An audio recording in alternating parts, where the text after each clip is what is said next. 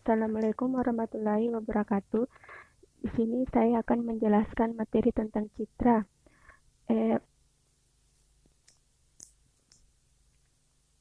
Nah, kita dapat melihat apa itu pengertian citra.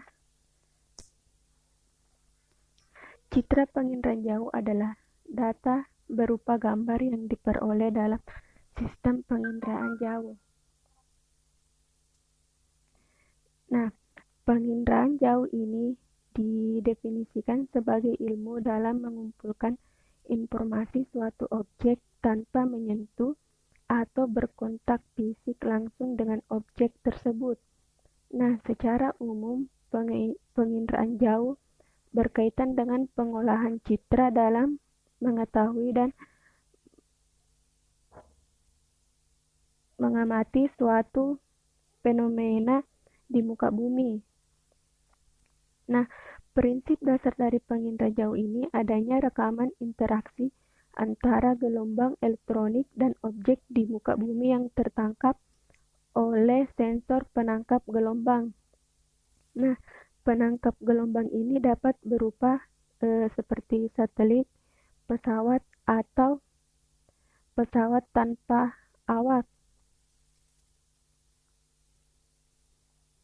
Nah, pengertian interpretasi citra perbuatan atau kegiatan mengkaji foto udara dan atau citra dengan maksud untuk mengidentifikasi objek dan nilai arti penting objek itu tersebut. Nah, konsep dan jenis-jenis resolusi citra yaitu yang pertama ada resolusi spasial, ukuran terkecil objek yang dapat direkam oleh suatu sistem sensor. Dengan kata lain, resolusi spasial mencerminkan kerincian informasi yang dapat disajikan oleh suatu sistem sensor. Nah, kita dapat melihat gambar resolusi spasial. Nah, kita lanjut lagi. Konsep dasar dan jenis-jenis resolusi citra ada resolusi spektar. Resolusi ini menunjukkan kerincian yang digunakan dalam perekaman objek. Kita dapat melihat tabel berikut ini. Ada resolusi spektar, region, dan aplikasinya.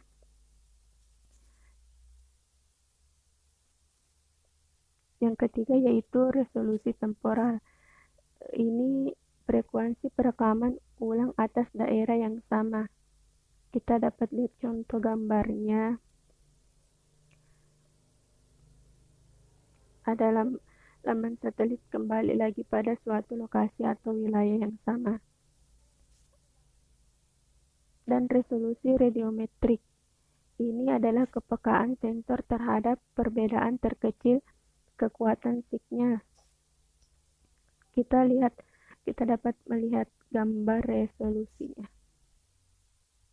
Selanjutnya, rangkaian kegiatan interpretasi citra. Yang pertama itu deteksi, identifikasi, pengenalan, analisis, deduksi, klasifikasi, dan terakhir idealisasi.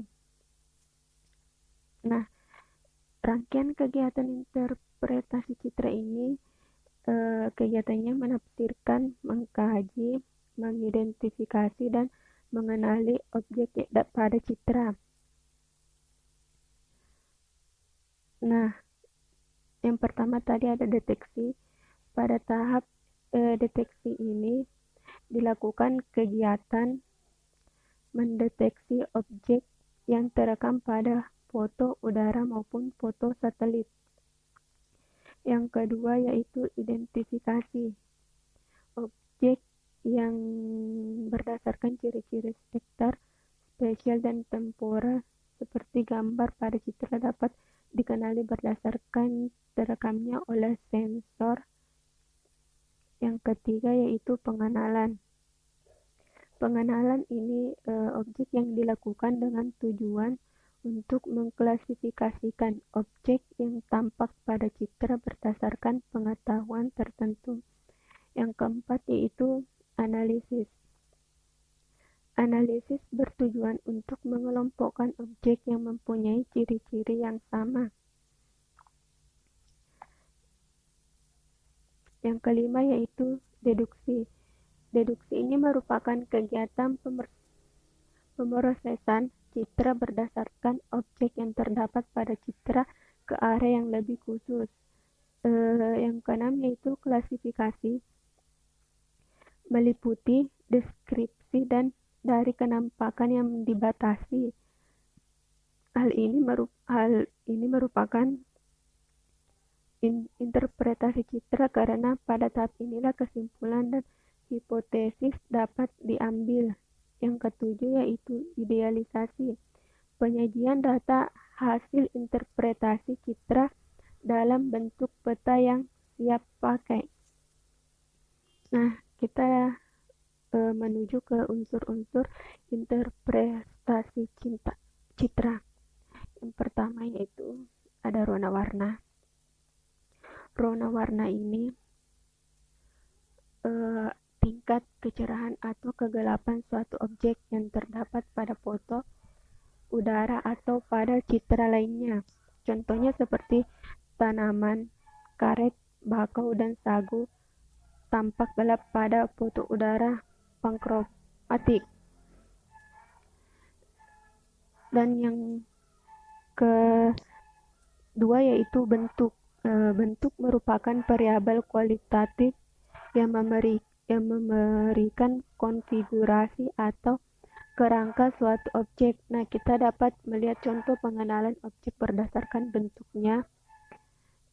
Di sini saya mengambil yang gunung api berbentuk misalnya kerucut, sedangkan bentuk kipas eluvial seperti segitiga yang alasnya cembung. Selanjutnya ukuran. Ukuran ialah atribut objek berupa jarak, luas, tinggi, lereng, dan volume. Contohnya ya seperti lapangan olahraga, di samping dicirikan oleh bentuk segi empat, lebih dicirikan oleh ukurannya, yaitu misalnya sekitar 80 meter kali 100 meter bagi lapangan sepak bola. Nah, sekitar misalkan 15 meter kali 30 bagi lapangan tenis, dan sekitar 8 meter kali 10 meter bagi lapangan bulu tangkis. Kita menuju ke tekstur. Tekstur adalah frekuensi perubahan rona pada citra. Nah, contoh pengenalan objek berdasarkan teksturnya yaitu seperti hutan bertekstur kasar, belukar bertekstur sedang, sedangkan semak bertekstur halus. Contoh keduanya itu permukaan air tenang bertekstur halus. Sedangkan pola yaitu merupakan tingkat kecenderungan bentuk suatu objek dan bisa jadi pertanda akan adanya objek lain, baik hasil buatan manusia maupun secara alami. Contohnya seperti permukaan transmigrasi dikenali dengan pola yang teratur, yaitu dengan rumah yang ukuran dan jaraknya seragam, masing-masing menghadap ke jalan. Nah, sedangkan bayangan yaitu bersifat menyembunyikan detail atau objek yang berada di daerah gelap. Contohnya seperti corobong asap, menara, tangki minyak, dan bak air yang dipasang tinggi lebih tampak dari bayangannya. Nah, situs merupakan tempat kedudukan suatu objek terhadap objek lain di sekitarnya. Contohnya seperti situs pemukiman memanjang, umumnya pada igir peting pantai, tanggul alam, atau di sepanjang tepi jalan. Nah, sedangkan asosiasi yaitu sebagai keterkaitan antara objek yang satu dengan objek yang lain. Adanya keterkaitan itu, maka terlihatnya suatu objek pada citra sering merupakan petunjuk bagi adanya objek lain. Contohnya yaitu di samping ditandai dengan bentuknya yang berupa 4 persegi panjang serta dengan ukurannya. Nah, lapangan sepak bola ditandai dengan adanya gawang yang situsnya pada bagian tengah garis belakangnya. Nah, lapangan sepak bola bersosialisasi seperti dengan gawang kalau tidak ada gawangnya. Lapangan itu bukan lapangan sepak bola, contohnya seperti itu. Nah, kita dapat melihat susunan hierarki unsur-unsur interpretasi citra. Ya, sekian itu adalah tadi hasil materi yang saya bawakan. Assalamualaikum warahmatullahi wabarakatuh.